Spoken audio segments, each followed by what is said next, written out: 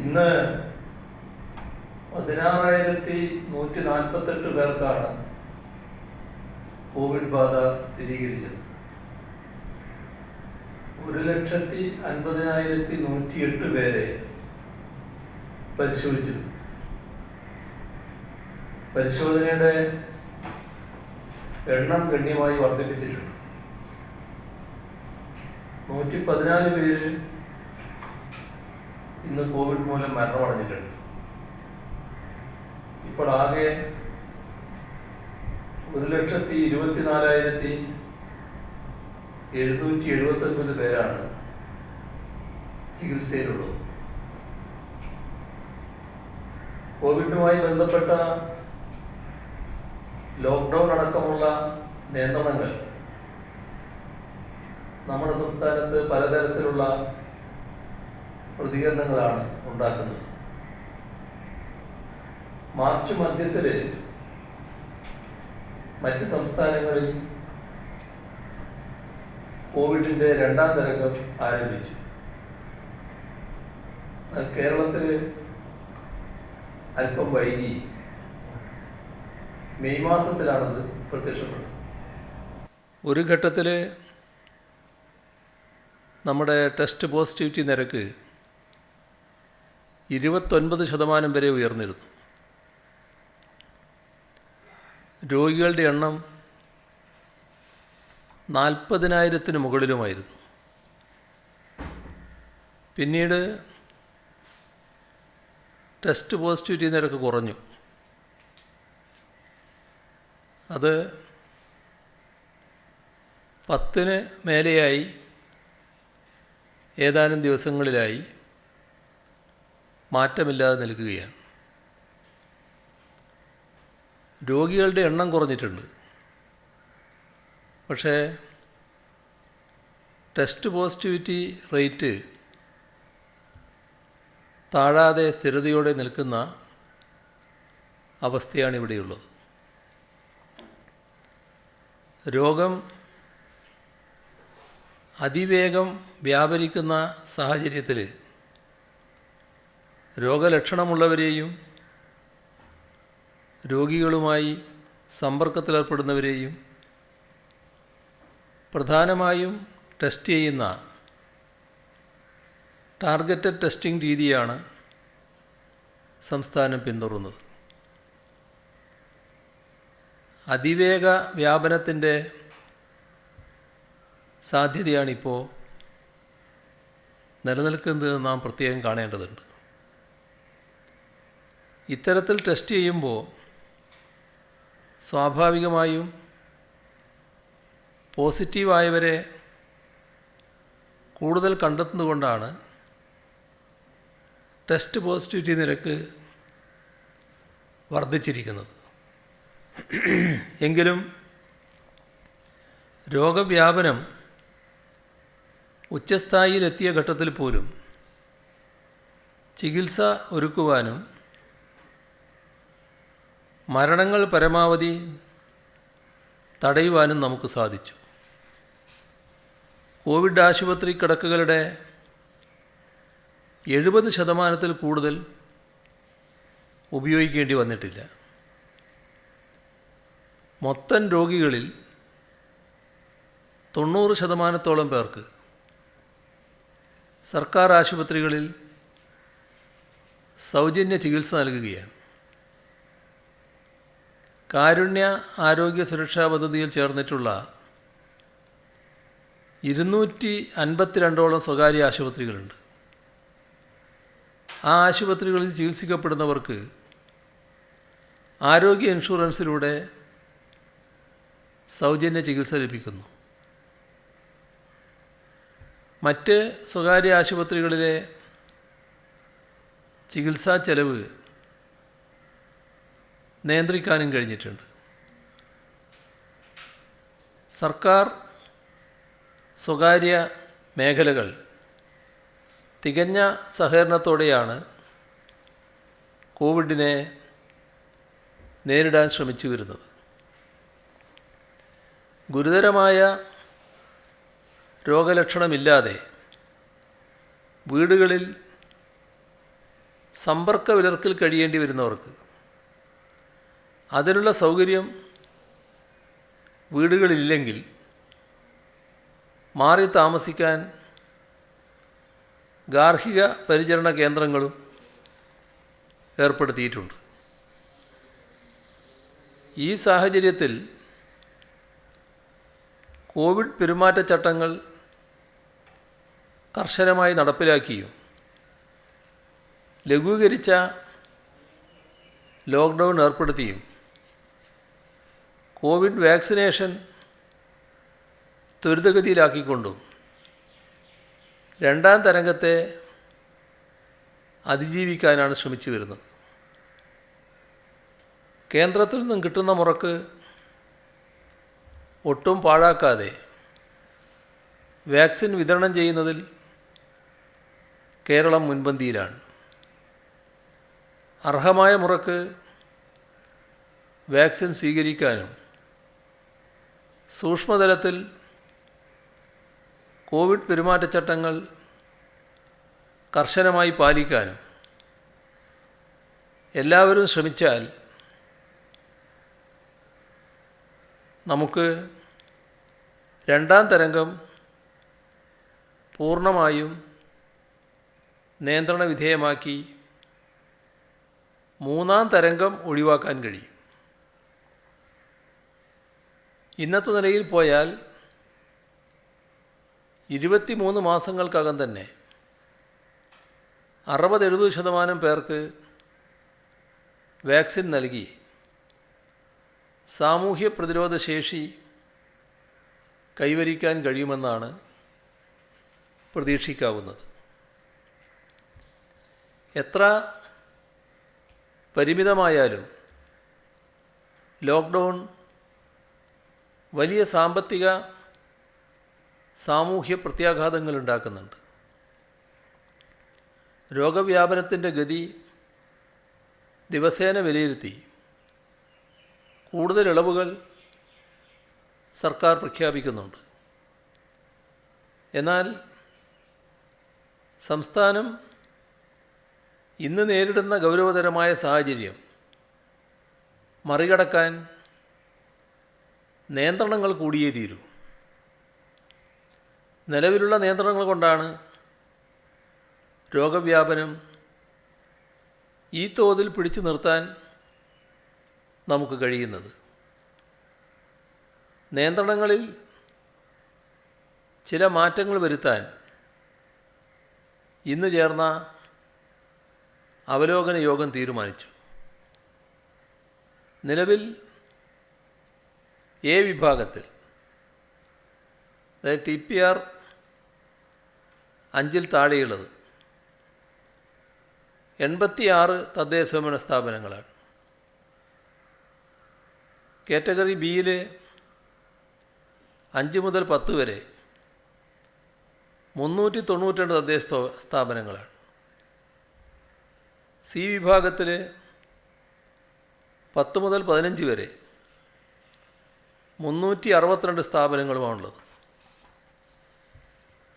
15-ന് മുകളിലുള്ളത് 194 തദ്ദേശ സ്ഥാപനങ്ങളാണ്. ഇപ്പോൾ ഡി വിഭാഗത്തിലുള്ള പ്രദേശങ്ങളിൽ നേരത്തെ കടകൾ തുറക്കുന്നതിൽ അനുമതിയില്ല എന്ന നിലയാണ് എടുത്തിരുന്നത്. പക്ഷേ ബക്രീദ് പ്രമാണിച്ച് നിയന്ത്രണങ്ങൾക്ക് വിധേയമായി തിങ്കളാഴ്ച ഒരു ദിവസം കടകൾ തുറക്കാൻ അനുമതി നൽകാൻ തീരുമാനിച്ചിട്ടുണ്ട്. മറ്റ് ബക്രീദുമായി ബന്ധപ്പെട്ട 3 ദിവസം നൽകിയ ഇളവുകളുടെ കാര്യം ഇന്നലെ പ്രഖ്യാപിച്ചു കഴിഞ്ഞതാണല്ലോ. ഇലക്ട്രോണിക് ഷോപ്പുകളും ഇലക്ട്രോണിക് റിപ്പയർ ഷോപ്പുകളും വീട്ടുപകരണങ്ങൾ വിൽക്കുന്ന ഷോപ്പുകളും കാറ്റഗറി എ ബി പ്രദേശങ്ങളിൽ തിങ്കൾ മുതൽ വെള്ളി വരെ രാവിലെ 7 മുതൽ രാത്രി 8 വരെ പ്രവർത്തിക്കാൻ അനുവദിക്കും. വിശേഷ ദിവസങ്ങളിൽ ആരാധനാലയങ്ങളിൽ 40 പേർക്ക് വരെ പ്രവേശനം അനുവദിക്കും. ആരാധനാലയങ്ങളുടെ ചുമതലപ്പെട്ടവർ ഈ എണ്ണം കൃത്യമായി പാലിക്കുന്നതിന് പ്രത്യേകം ശ്രദ്ധിക്കേണ്ടതും ജാഗ്രത പാലിക്കേണ്ടതുമാണ്.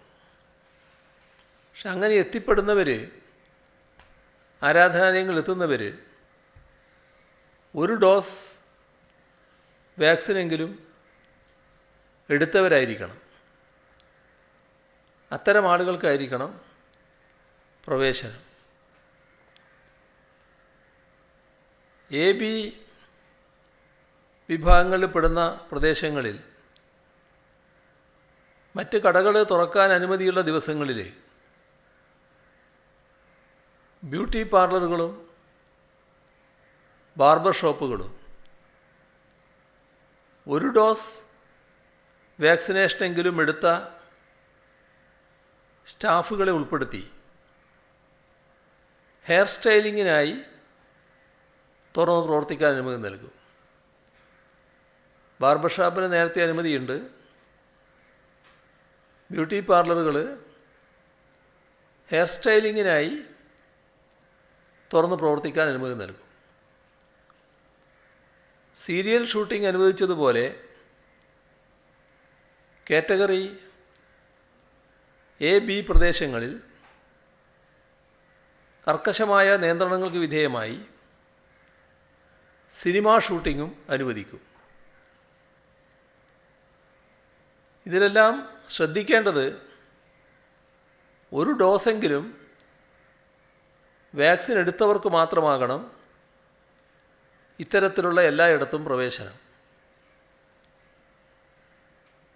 എഞ്ചിനീയറിംഗ്, പോളിടെക്നിക് കോളേജുകളിൽ സെമസ്റ്റർ പരീക്ഷ ആരംഭിച്ചതിനാൽ ഹോസ്റ്റലുകളിൽ താമസിക്കാൻ സൗകര്യം നൽകണമെന്ന് കണ്ടിട്ടുണ്ട്. ഇതുമായി ബന്ധപ്പെട്ട പൊതുവായ കൂടുതൽ ക്രമീകരണങ്ങൾ അടുത്ത അവലോകന യോഗം ചർച്ച ചെയ്യാമെന്നാണ് നിശ്ചയിച്ചിട്ടുള്ളത്. കഴിഞ്ഞ 24 മണിക്കൂറിനുള്ളിൽ സംസ്ഥാനത്ത് മാസ്ക് ധരിക്കാത്ത 12,381 പേർക്കെതിരെ കേസ് രജിസ്റ്റർ ചെയ്തു. സാമൂഹ്യ അകലം പാലിക്കാത്തതിന് 7,616 പേർക്കെതിരെ നിയമ നടപടി സ്വീകരിച്ചു. പിഴയായി 33,01,600 രൂപയാണ് ഈ കഴിഞ്ഞ ദിവസം ഈടാക്കിയത്. സ്ത്രീധനവുമായി ബന്ധപ്പെട്ട അവഹേളനങ്ങൾ, സൈബർ ലോകത്തിലെ അതിക്രമങ്ങൾ, പൊതു ഇടങ്ങളിലെ അവഹേളനങ്ങൾ, ഇത്തരത്തിൽ നിരവധി പ്രശ്നങ്ങൾ സ്ത്രീകൾ നേരിടേണ്ടി വരുന്നുണ്ട്. ലോക്ക്ഡൗൺ കാലത്ത് ഇത്തരം അതിക്രമങ്ങളിൽ വർധന രേഖപ്പെടുത്തിയിട്ടുണ്ട്. ഇതുപോലുള്ള പ്രശ്നങ്ങൾ നേരിടുന്നതിനായി പിങ്ക് പ്രൊട്ടക്ഷൻ പ്രോജക്റ്റ് എന്ന പദ്ധതിക്ക് കേരള പോലീസ് തുടക്കമിടുകയാണ്. പൊതുസ്ഥലങ്ങളിലും സ്വകാര്യ ഇടങ്ങളിലും സൈബർ ലോകത്തും സ്ത്രീകൾക്ക് സുരക്ഷ ഒരുക്കുക എന്നതാണ് ഉദ്ദേശിക്കുന്നത്. ഈ സംവിധാനം തിങ്കളാഴ്ച നിലവിൽ വരും. 10 ഘടകങ്ങളാണ് ഈ പദ്ധതിയിലുണ്ടാവുക. ഗാർഹിക പീഡനങ്ങൾ പലപ്പോഴും പോലീസ് അറിയുന്നത് പരാതികൾ ലഭിക്കുമ്പോൾ മാത്രമാണ്. ഇത്തരം പീഡനങ്ങൾ മുൻകൂട്ടി കണ്ട് തടയുന്നതിനാവശ്യമായ വിവരങ്ങൾ ലഭ്യമാക്കാൻ പിങ്ക് ജനമൈത്രി ബീറ്റ് എന്ന സംവിധാനം ഈ പുതിയ പദ്ധതിയിൽപ്പെടുന്നുണ്ട്. അത് വീടുകൾ തോറും സഞ്ചരിച്ച് ഗാർഹിക പീഡനങ്ങൾ സംബന്ധിച്ച വിവരങ്ങൾ ശേഖരിക്കുകയാണ് പിങ്ക് ജനമൈത്രി ബീറ്റ് സംവിധാനത്തിൻ്റെ ചുമതല. പഞ്ചായത്ത് അംഗങ്ങൾ, അയൽവാസികൾ, മറ്റ് നാട്ടുകാർ എന്നിവരിൽ നിന്ന് വിവരങ്ങൾ ശേഖരിച്ച് ഇവർ മേൽ നടപടികൾക്കായി സ്റ്റേഷൻ ഹൗസ് ഓഫീസർമാർക്ക് കൈമാറും. പ്രത്യേക പരിശീലനം ലഭിച്ച വനിതാ പോലീസ് ഉദ്യോഗസ്ഥരടങ്ങുന്ന പിങ്ക് ബീറ്റ് സംവിധാനം KSRTC സ്വകാര്യ ബസ്സുകളിലും സ്കൂൾ, കോളേജ്, പൊതുസ്ഥലങ്ങൾ എന്നിവയുടെ മുന്നിലും ബസ് സ്റ്റോപ്പുകളിലും ഇനി മുതൽ ഇവരുടെ സാന്നിധ്യം ഉറപ്പിക്കും. ഇവരുടെ സഹായത്തിനായി 14 ജില്ലകളിലും പിങ്ക് കൺട്രോൾ റൂം പ്രവർത്തന സജ്ജമായിരിക്കും. ജനത്തിരക്കേറിയ പ്രദേശങ്ങളിൽ സാമൂഹ്യ വിരുദ്ധരുടെ സാന്നിധ്യം കണ്ടെത്താനും നടപടി സ്വീകരിക്കാനുമായി പിങ്ക് ഷാഡോ പെട്രോൾ ടീമിനെയും നിയോഗിക്കും. വനിതാ ഉദ്യോഗസ്ഥർ മാത്രം ഉൾപ്പെടുന്ന ബുള്ളറ്റ് പെട്രോൾ സംഘമായ പിങ്ക് റോമിയോയും തിങ്കളാഴ്ച നിലവിൽ വരും. ഗുണമേന്മ വിദ്യാഭ്യാസം എല്ലാ കുട്ടികളുടെയും അവകാശമാണ്. ഭൗതിക സൗകര്യ വികസനവും അക്കാദമിക മികവും സംയോജിപ്പിച്ചുള്ള ഇടപെടലുകളിൽ ഡിജിറ്റൽ വിദ്യാഭ്യാസ സൗകര്യം പ്രധാനമാണെന്ന് സർക്കാർ കാണുകയാണ്. കോവിഡ് വ്യാപന പശ്ചാത്തലത്തിൽ കഴിഞ്ഞ വർഷം ഡിജിറ്റൽ വിദ്യാഭ്യാസം നമുക്ക് ഫലപ്രദമായി നടത്താൻ കഴിഞ്ഞു. വിക്ടേഴ്സ് ചാനൽ വഴിയുള്ള ക്ലാസ്സുകൾ എല്ലാ കുട്ടികൾക്കും ലഭ്യമാക്കാനുമായി. ഒരു ഭാഗത്തേക്ക് മാത്രമുള്ള ആശയവിനിമയം എന്നത്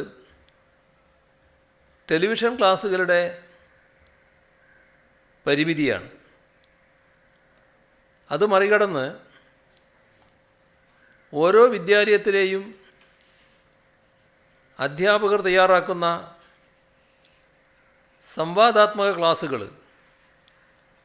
ലഭ്യമാക്കാനാണ് ഇപ്പോൾ ശ്രമിക്കുന്നത്. ആദ്യഘട്ടത്തിൽ G Suite ഉപയോഗിച്ച് ഈ പ്രവർത്തനം ആരംഭിക്കും. വിവേചനരഹിതമായി എല്ലാവർക്കും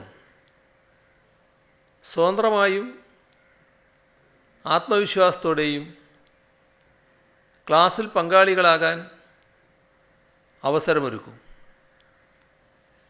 ഇതിന് കുട്ടിയുടെ കയ്യിൽ പാഠപുസ്തകം പോലെ തന്നെ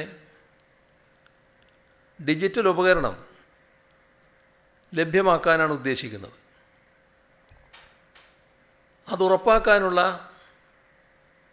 ജനകീയ ക്യാമ്പയിൻ ആരംഭിക്കുകയാണ്. ഇതിലാദ്യം വിദ്യാലയ അടിസ്ഥാനത്തിൽ തന്നെയാണ് കണക്കുകൾ എടുക്കേണ്ടത്. ഓരോ വിദ്യാലയത്തിലും എത്ര കുട്ടികൾക്ക് പഠന സൗകര്യം ലഭ്യമാണ്, എത്ര കുട്ടികൾക്ക് ഇനിയും ഡിജിറ്റൽ ഉപകരണം ലഭ്യമാക്കേണ്ടതുണ്ട്. ഡിജിറ്റൽ ഉപകരണം വാങ്ങാൻ ശേഷിയുള്ളവരുണ്ട്, വാങ്ങാൻ ശേഷിയില്ലാത്തവരുണ്ട്. ഇത് കൃത്യമായി തിട്ടപ്പെടുത്തലാണ് ആദ്യം ചെയ്യേണ്ടത്. അതിന് അധ്യാപക രക്ഷാകർതൃ സമിതികൾ ഓരോ സ്കൂൾ തലത്തിലും നേതൃത്വം കൊടുക്കുന്ന നിലയുണ്ടാവണം. അപ്പോൾ ആ അധ്യാപക രക്ഷാകർതൃ സമിതിയാണ് ഇതിൻ്റെ ചുമതല വഹിക്കേണ്ടത്. അതോടൊപ്പം തന്നെ ആദിവാസി വിഭാഗത്തിന് പ്രഥമ പരിഗണന നൽകാനാണ് തീരുമാനിച്ചിട്ടുള്ളത്. ആദിവാസി മേഖലയിൽ എല്ലാ കുട്ടികൾക്കും സർക്കാർ ഡിജിറ്റൽ വിദ്യാഭ്യാസം ഉറപ്പാക്കും. അതിന് ആവശ്യമായ ഉപകരണങ്ങൾ ഇപ്പം തന്നെ നൽകാനാവും. ആദിവാസി മേഖലയിലുള്ളൊരു പ്രശ്നം കണക്ടിവിറ്റിയുടേതാണ്. അപ്പോൾ കണക്ടിവിറ്റി പ്രൊവൈഡേഴ്സുമായി സർക്കാർ ഒരു യോഗം നടത്തിയിരുന്നു. എല്ലാ പിന്തുണയും അവർ വാഗ്ദത്തം ചെയ്തിട്ടുണ്ട്. അപൂർവം ചിലയിടങ്ങളിൽ കണക്ടിവിറ്റി പ്രശ്നം വന്നേക്കാം. അതോടൊപ്പം തന്നെ ഈ ഡിജിറ്റൽ ഉപകരണം അത് ശരിയായ രീതിയിൽ കൈകാര്യം ചെയ്യാൻ കുട്ടികളെ പ്രാപ്തമാക്കണം. സാധാരണ കുടുംബങ്ങളിലുള്ളതുപോലെ ആദിവാസി മേഖലയിലുള്ള പല കുടുംബങ്ങളിലെയും രക്ഷിതാക്കൾക്ക് ഈ ഡിജിറ്റൽ ഉപകരണം കൈകാര്യം ചെയ്യാനാവില്ല. അപ്പം അതൊക്കെ കണക്കിലെടുത്തുകൊണ്ട് ആദ്യഘട്ടത്തിൽ ഓരോ ഊര് അടിസ്ഥാനത്തിൽ പഠനമുറികളുണ്ട്. അവിടെ ആ സ്ഥലം ഉപയോഗിച്ചുകൊണ്ട് ഈ കുട്ടികൾക്ക് കൃത്യമായ പരിശീലനം നൽകാനാണ് ഉദ്ദേശിക്കുന്നത്. ക്ലാസ്സും കൃത്യമായി അതുവഴി നൽകാനാവും. അതോടൊപ്പം രക്ഷിതാക്കൾക്കും ഇതുമായി ബന്ധപ്പെട്ട് പരിശീലനം നൽകേണ്ടി വരും. ആവശ്യമുള്ള എല്ലാ ഊരുകളിലും പഠനമുറികൾ ഈ രീതിയിൽ പ്രവർത്തന സജ്ജമാക്കാൻ നിശ്ചയിച്ചിട്ടുണ്ട്. ഇപ്പോൾ ഡിജിറ്റൽ ഉപകരണങ്ങൾ എല്ലാ ആദിവാസി കുട്ടികൾക്കും ഉറപ്പാക്കുക, അതിന് ആവശ്യമായ നടപടികൾ ഇതിനകം തന്നെ സർക്കാർ സ്വീകരിച്ചു കഴിഞ്ഞിട്ടുണ്ട്. എന്നാൽ അതിനു പുറമെ കേരളത്തിലാകെ ഈ പ്രശ്നം ഇതേപോലെയല്ലെങ്കിലും നിലനിൽക്കുന്നുണ്ട്. ഇപ്പോൾ ഡിജിറ്റൽ ഉപകരണമില്ലാത്ത, അത് വാങ്ങാൻ ശേഷിയില്ലാത്ത അനേകം കുട്ടികൾ ഓരോ സ്കൂളിലുമുണ്ട്. അതുപോലെ തന്നെ കണക്ടിവിറ്റിയുടെ പ്രശ്നമുള്ള ഒരുപാട് പ്രദേശങ്ങൾ കേരളത്തിൻ്റെ എല്ലാ ഭാഗത്തുമുണ്ട്. അപ്പോൾ എല്ലാ കുട്ടിക്കും ഈ പഠന ഉപകരണം ഉറപ്പാക്കുക, കണക്ടിവിറ്റി ഉറപ്പാക്കാനുള്ള നടപടികൾ ഇതിനകം സ്വീകരിച്ചിട്ടുണ്ട്. അതിൽ അവർ സേവനദാതാക്കൾ പറഞ്ഞ കാര്യം, ഞങ്ങളെല്ലാ രീതിയിലും പിന്തുണ നൽകാൻ തയ്യാറാണ്. ഈ പരിപാടിയുടെ വിജയത്തിനു വേണ്ടി എല്ലാ പ്രദേശങ്ങളിലും ആവശ്യമായത്ര കണക്ടിവിറ്റി ഉറപ്പുവരുത്താൻ കഴിയും. അപ്പോൾ അതൊരു വലിയ തടസ്സമായി പൊതുവേ വരില്ല. നമ്മുടെ മലയോരങ്ങളിലെ ചില അപൂർവ സ്ഥലങ്ങളൊഴികെ മറ്റുള്ളിടങ്ങളിൽ അതത്ര വലിയ പ്രശ്നമായിട്ട് വരില്ല എന്നാണ് തോന്നുന്നത്. എന്നാൽ സാമ്പത്തിക ശേഷിയില്ലാത്ത കുടുംബങ്ങളിലെ കുട്ടികൾക്ക് പഠനോപകരണം വേണം. അത് ഇന്നത്തെ ഘട്ടത്തിൽ ഒരു ലാപ്ടോപ്പോ ടാബ്ലറ്റോ ആകുന്നതാണ് നല്ലത്. കാരണം കുട്ടിയുടെ കയ്യിൽ തന്നെ അത് കിടക്കും. ഫോണായാൽ ചിലപ്പോൾ വീട്ടിലുള്ളവരുടെ ആവശ്യത്തിനും അത് ഉപയോഗിച്ചു എന്ന് വരാം. നല്ല രീതിയിൽ പഠനോപകരണമായിട്ട് മാറുന്ന ലാപ്ടോപ്പോ ടാബോ കുട്ടികൾക്ക് ഉറപ്പുവരുത്തുക എന്നതാണ് ഉദ്ദേശിക്കുന്നത്.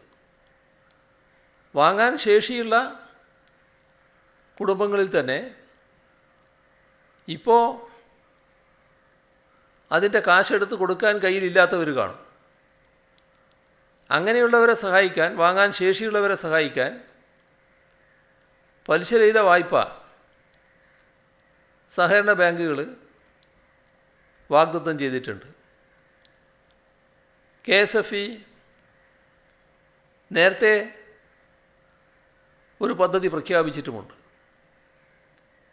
മറ്റ് ബാങ്കുകളും അതുമായി ബന്ധപ്പെട്ട് സഹായിക്കാൻ തയ്യാറാവും. എന്നാൽ ഇതിനു പുറമേയുള്ള ആളുകൾ അവരുടെ കാര്യം പ്രത്യേകം ആലോചിക്കേണ്ടതുണ്ട്. അതിൽ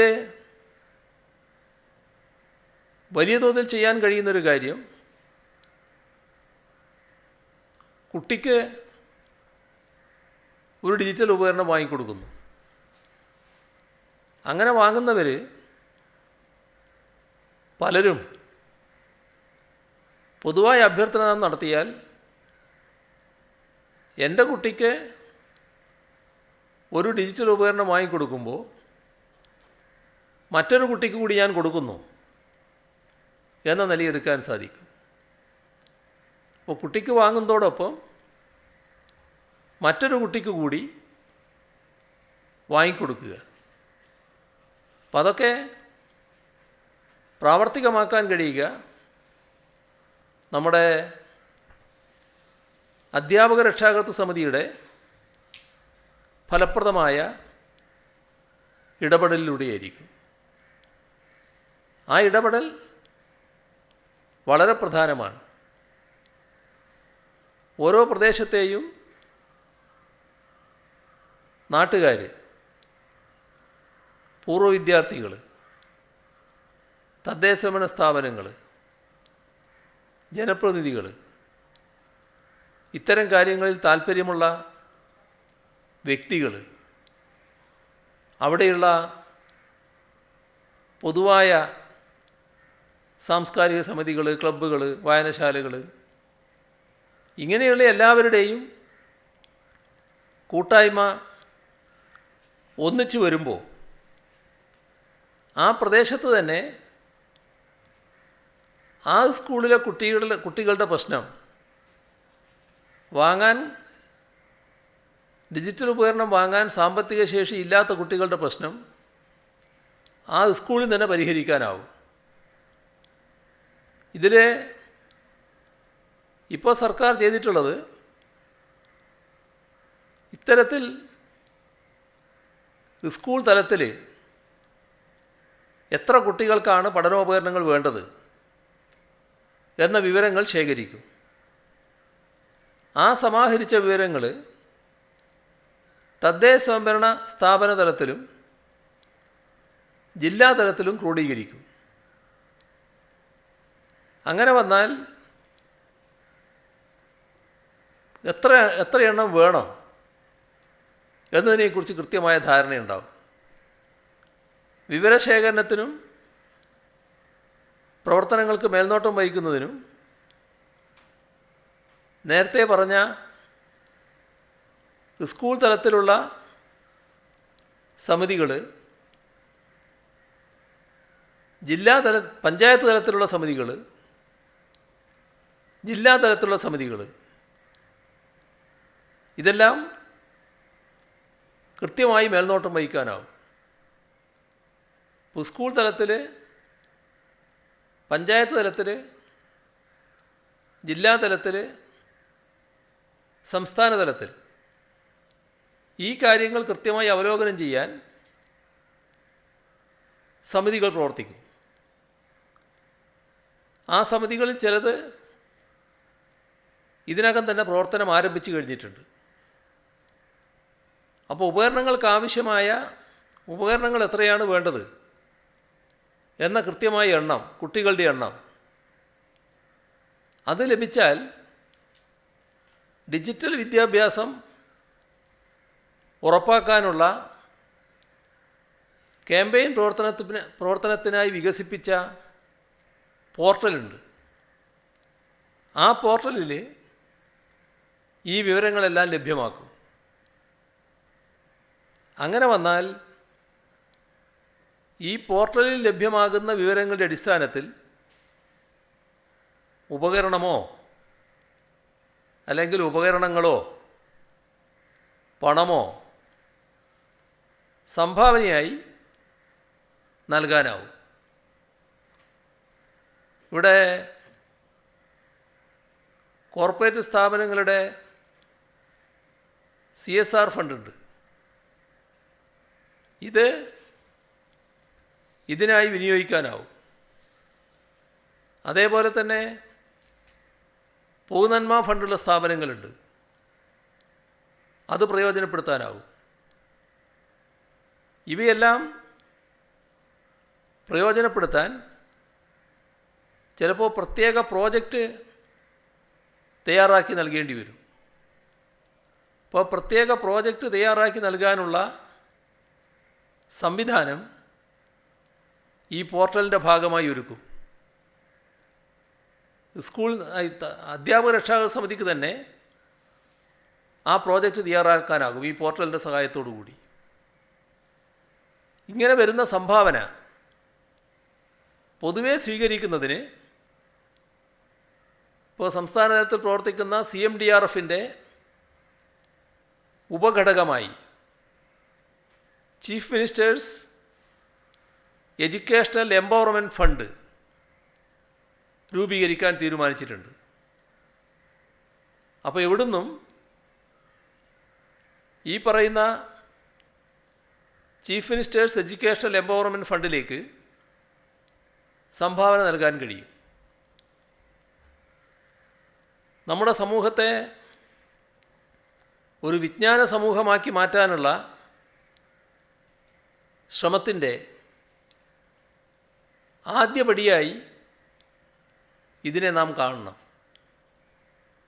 ഇത് ഒരു കുട്ടിക്ക് ഒരു ഡിജിറ്റൽ ഉപകരണം കിട്ടലോ, ഒരു സ്കൂളിനെ സ്മാർട്ടാക്കി മാറ്റലോ മാത്രമല്ല, ഇതിലൂടെ അത്യുന്നത നിലവാരമുള്ള ലോകത്തിലെ അക്കാദമിക് ശൃംഖലയുമായി നാം കണ്ണിചേരുകയാണ്. നമ്മുടെ കേരളത്തിൻ്റെ ഭാവിക്ക് ഏറ്റവും വലിയ ഉത്തേജകമായി മാറുന്ന ഒന്നായി ഇതിനെ നമ്മുടെ അക്കാദമിക് സമൂഹം കാണുകയാണ്.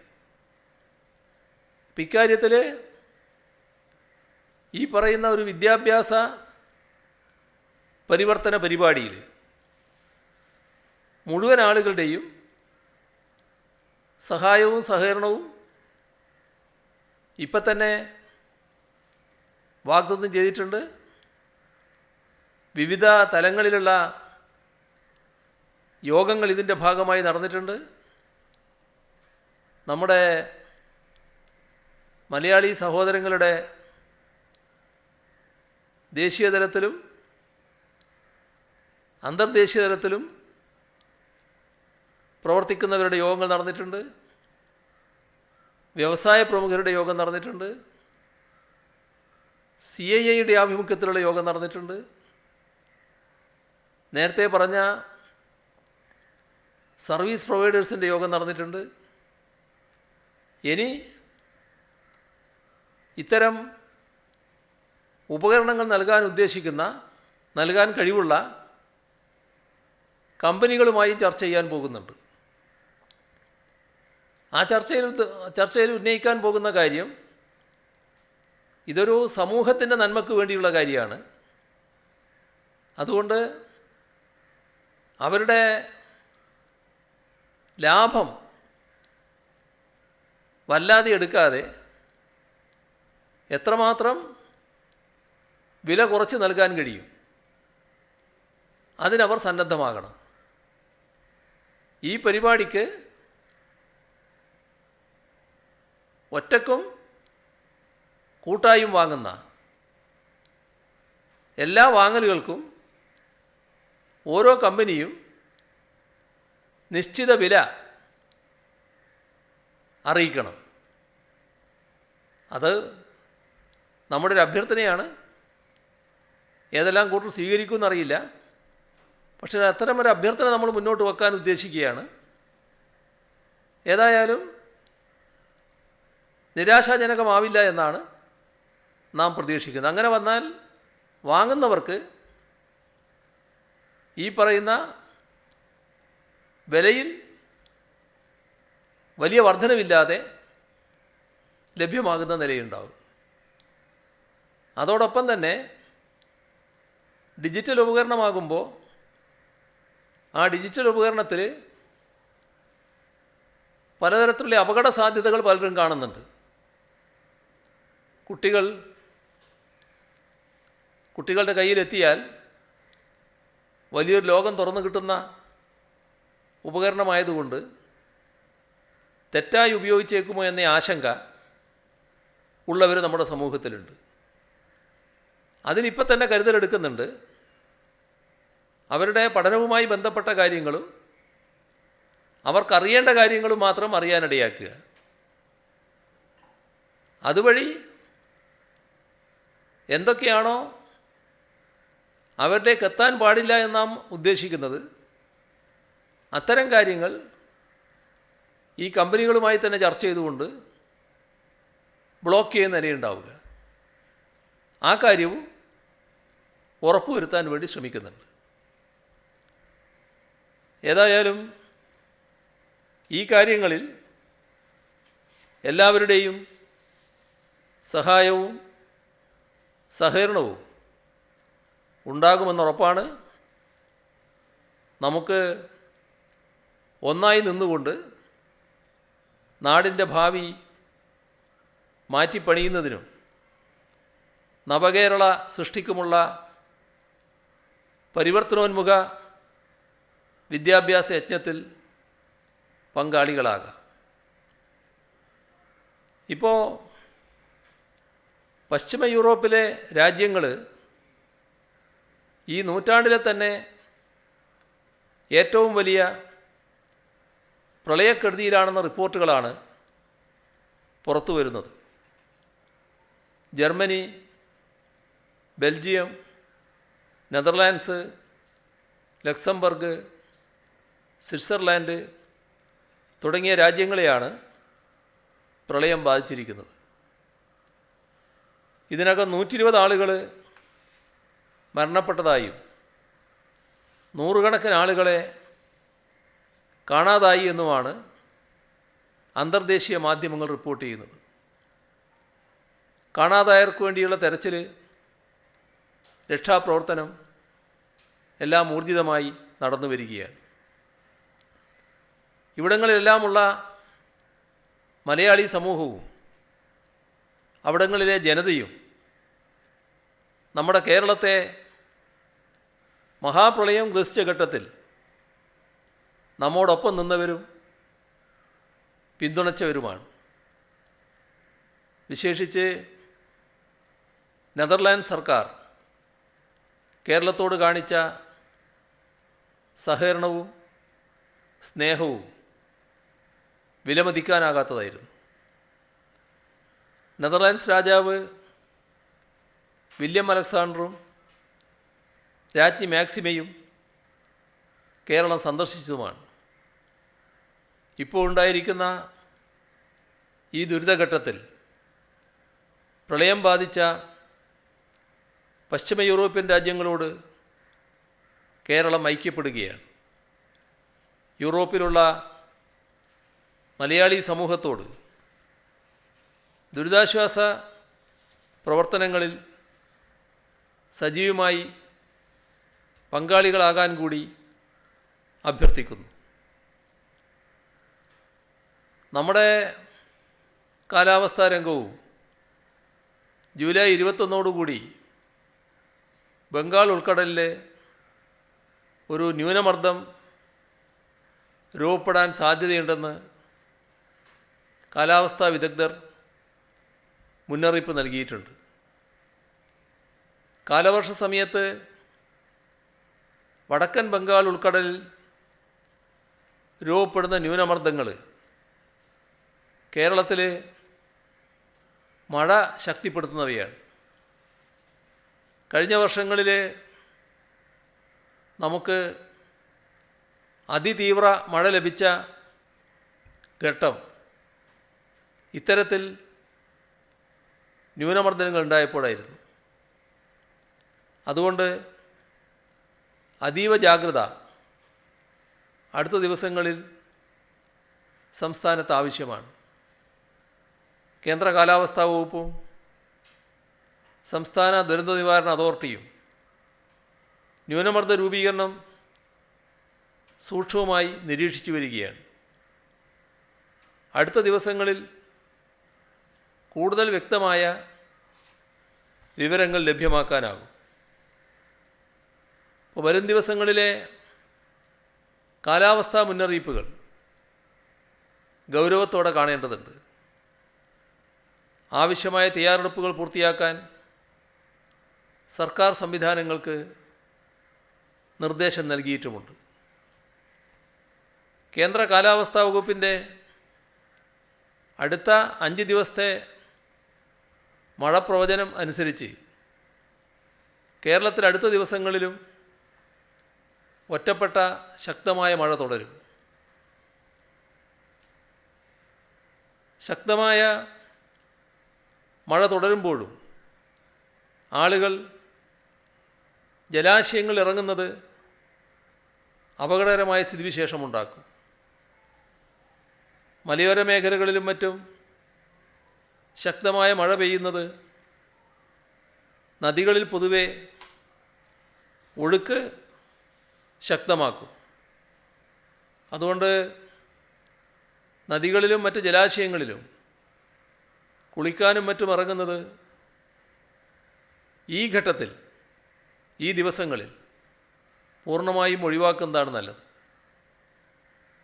ശക്തമായ കാറ്റിന് സാധ്യതയുള്ളതിനാൽ ജൂലൈ 18 വരെ മത്സ്യബന്ധനത്തിനായി കടലിൽ പോകാൻ പാടുള്ളതല്ല എന്ന് കേന്ദ്ര കാലാവസ്ഥാ വകുപ്പ് അറിയിച്ചിട്ടുണ്ട്. ഉയർന്ന തിരമാലക്കും കടൽക്ഷോഭത്തിനും സാധ്യതയുള്ളതിനാൽ തീരദേശ നിവാസികളും ബന്ധപ്പെട്ട സർക്കാർ സംവിധാനങ്ങളും ജാഗ്രത തുടരണം. ഇതിനോടൊപ്പം ഒരറിയിപ്പ് ഉള്ളത്, ശബരിമലയിൽ 5000 ആളുകൾക്ക് വെർച്വൽ ക്യൂവിലൂടെ പോകാമെന്നായിരുന്നു നേരത്തെ നിർദ്ദേശിച്ചിരുന്നത്. ഇപ്പോഴത് അങ്ങനെ നടക്കുന്നുണ്ട്.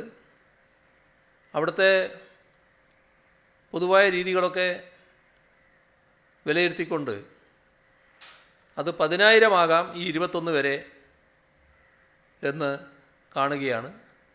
5000 എന്ന് 10,000 ആക്കി വർദ്ധിപ്പിച്ചിട്ടുണ്ട്. കേരളത്തിലെ 5 തെക്കൻ ജില്ലകൾ ഉൾപ്പെടുന്ന റോട്ടറി ഡിസ്ട്രിക്റ്റ് നമ്പർ 3211 3.5 കോടി രൂപ ചെലവിൽ 30 ICU വെന്റിലേറ്ററുകൾ സംസ്ഥാനത്തിന് കൈമാറിയിട്ടുണ്ട്. തിരുവനന്തപുരം ജനറൽ ആശുപത്രിയിലെ 11-ാം വാർഡിൽ 44 കിടക്കകളിൽ ഓക്സിജൻ സൗകര്യമൊരുക്കുവാനും അറ്റകുറ്റപ്പണികൾ ചെയ്യുവാനും യുവാക്കളുടെ കൂട്ടായ്മയായ റൈസപ്പ് ഫോറം 6.5 ലക്ഷം രൂപ കൈമാറിയിട്ടുണ്ട്. ദുരിതാശ്വാസ നിധിയിലേക്ക് all Kerala BSNL DOT pensioners association Kerala സംസ്ഥാന കമ്മിറ്റി 15,09,891 രൂപ, കോഴിക്കോട് സിറ്റി ജില്ലാ ആസ്ഥാനത്തിലെ 162 പോലീസ് ഉദ്യോഗസ്ഥർ മാറ്റിവെച്ച ശമ്പളത്തിൻ്റെ ആദ്യ ഗഡു 11,28,651 രൂപ.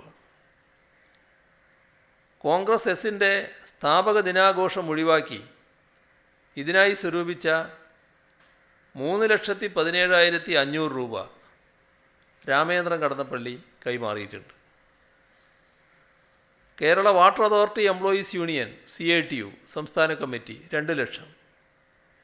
PSC elders forum 1,60,500. Kulathoor service സഹകരണ ബാങ്ക് 1,28,460. കൊഴിഞ്ഞാമ്പാറ ഗ്രാമപഞ്ചായത്തിലെ LDF മെമ്പർമാരുടെ ഓണറേറിയവും തൊഴിലുറപ്പ് തൊഴിലാളികൾ ശേഖരിച്ച ആക്രി സാധനങ്ങൾ വിറ്റ തുകയും ചേർത്ത് 1,12,200 രൂപ.